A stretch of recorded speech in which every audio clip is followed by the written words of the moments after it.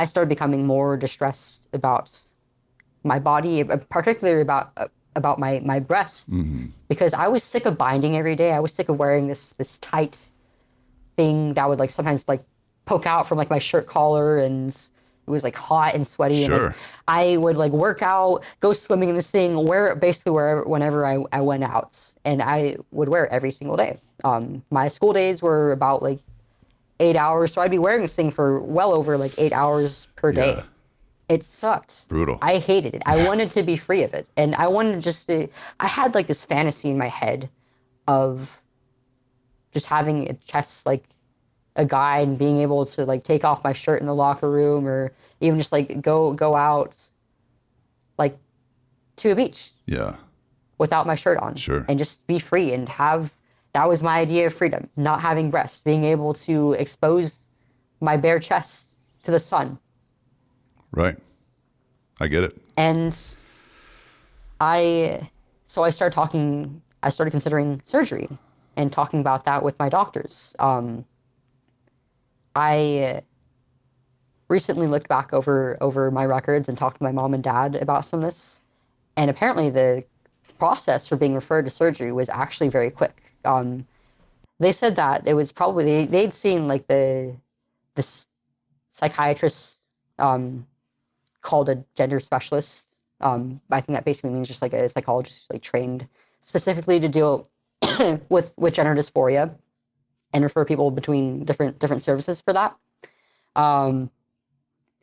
And they saw her for like maybe like a good like 20-ish minutes before they got the letter of referral to my surgeon. 20 and minutes. Even roughly about there, yeah. It just took like one appointment. They saw this woman for one appointment, and then I was off to the surgeon. Wow. That's shocking, Chloe, honestly. This is a doctor who I'd never had before, who knew absolutely nothing about me. It was just like, oh, you've been on testosterone for this amount of time, and you've been identifying as trans for whatever. Yeah, go on. You're cleared. You're clear for surgery. Wow. Even though I was in, at that time, just a horrific mental state. Sure. And when you got to the surgeon, I mean, the surgeon's probably not going to tap the brakes because that surgeon has gotten the okay from the mental health people. And Yeah. yeah. And so it's just, all right, here we go. I mean, It's funny that you say that, because that's exactly what he said to me when I reported my regrets and some of the complications to him after my surgery. really? It was like, oh, well, I think it's okay, because they gave me the letter of referral. Right. They assessed you, so Pass the buck. it's fine, because that was their decision, not mine. Yeah. Just Operating wash my on hands of perfectly this. healthy 15-year-old girls, yeah. Yeah. Anything the neck up is not my responsibility. It's just, I they take care of the mind and I take care of the body. But man, that's a dangerous precedent we're setting, where there's so much financial incentive for these medical health professionals to do this and pass the buck and pass kids along one to the other until, you make these life-altering decisions. Yeah, they say like, oh, well, we use like multidisciplinary teams for children before children can undergo these procedures. But it's like, it really is just a straight pipeline. Yeah. So were you 15 when you had the surgery? Yeah, I was 15 years old, and it was the summer right after my sophomore year of high school.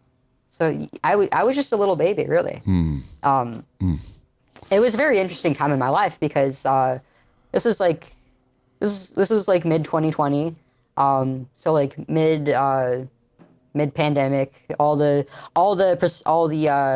measures for like quarantines and Right. and such were still in place and still still going pretty strong, and yet I was still allowed to go through surgery Yeah. at that point in time. It's kind of interesting, because like a lot of like elective procedures, Right. even things that could potentially be like a huge improvement to certain patients, like well-being Sure. and life quality. Yeah. They weren't allowed to go through those because they were Yeah. considered elective. And yet, like, the removal of my perfectly healthy breasts was something that was allowed to happen Dude. during this time when Oof. when a lot of patients were being denied Oh, actual care. like cancer screenings were being denied. I mean, Right. and this was okayed. It's wild. It's absolutely Yep. wild. Yeah. And yeah, it was a pretty rough year after that. In those, like, the first few months, I was like basically disabled because, like, it was a major surgery in the upper half of my body. Sure. Where there's a lot of connective tissue there, so I couldn't yeah. lift up my arms till above my head till like the 2-3 month mark. And I had to have like my mom stay at home with me, like take like a few weeks off of work to help me around the house. Um, and it was, on one hand, like, I was like the moment I woke up from surgery, it was like I was exhilarated, like, wow, like I'm finally at the last step of this. I Yeah. can finally just be myself, and once I'm all healed up, I'll look just like all the other boys, and nobody's gonna know. Yeah. Nobody's going to know. This is my new me. Sure. This is what I was always supposed to be. And I was looking forward to being able to fully heal. Yeah. And I never really did. Why? I started having complications after I stopped transitioning, actually. But before I get into that, just those first few weeks were really rough. Like once I got stitches taken out, which that was just a very strange experience because, like, with like the removal of tissue and like rearranging like all the skin and such, like my nerve endings were not all the way there yet. Yeah. So it was weird, just like it made me sick, like looking down at my body as they were taking out the stitches and not being able to feel it, or like just like the altered sensation of it barely being there. It, like, there were a few times during that procedure when like I almost like threw up, or I had to like sit up or like drink some juice because it Unsettling. was just so alien. Yeah. And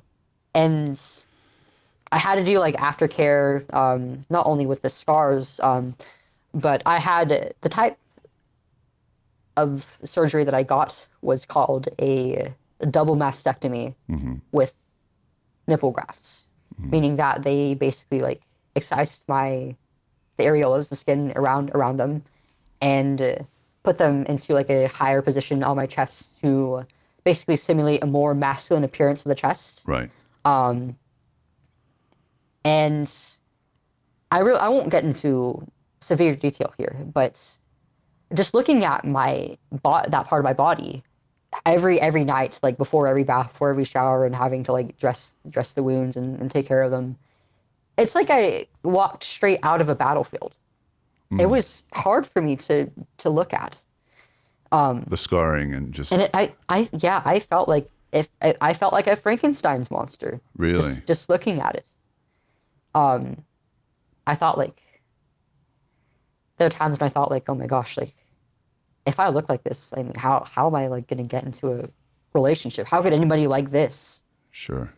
And Or even your dream of just being Eventually- shirtless on a beach, like something as simple as that.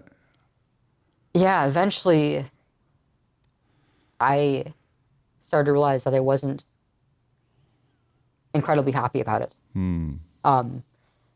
The regret came very, very soon afterward, but I couldn't really put a name to what that feeling was yet because I was so deep into it and I was just so fresh out of surgery. Yeah. But like because like of the quarantine and such, like I was spending a lot of time online, a lot of time on social media because like I can always like see my friends because of the measures, and then like not being able to be safe outside of the house without somebody like taking care of me. And like there were a lot of girls during this point in time who were like posting like photos, videos of themselves on their personal social media. So I had like a lot to compare myself to. Right. And I hadn't felt like that in the longest time because I was thinking like, well, I'm a guy, so like why would I care? But those feelings came back. They rushed back, and it was like, I wish I was curvy. I wish I was pretty. I wish I was soft and feminine looking. But Yeah. I've been on hormones for years and I just lost my breasts. So how could I even think about that? Yeah. I it was destroying me. Sure. But I couldn't even fathom like going back, or like just the fact that transition was not working. Right. Because it was like, well, I try to justify it in my head as like, I could just be an effeminate man. Because, there's some boys who grow up to be very feminine, right? Yeah. Maybe I'm non-binary. Maybe I'm just not good enough as a Yeah. as a boy or a girl. Maybe I just shouldn't be either. Because how could I stop? How could I stop being transgender when I've already gone this far? Sure. How could I Exactly. go back to everybody in my life and tell them this was wrong? I'm still a girl. I'm still Chloe. I didn't think that was possible. I thought that I would never look like or sound like or be a woman ever again.